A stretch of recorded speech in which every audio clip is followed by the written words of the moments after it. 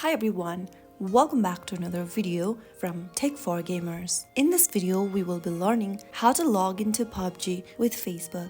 Logging into PUBG with Facebook is a quick way to access your account and save your game progress. First of all, open up PUBG Mobile or PUBG on your device and make sure that you're in this page. Once you see this interface, tap on the Login with Facebook option. Click on Continue in the pop-up to continue signing into Facebook.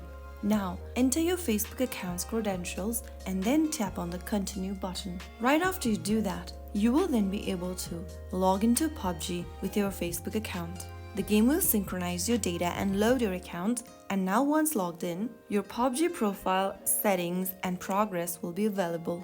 Now you can continue playing where you left off, access your skins, and enjoy multiplayer matches. If the video was helpful to you, make sure to like, share, and subscribe for more.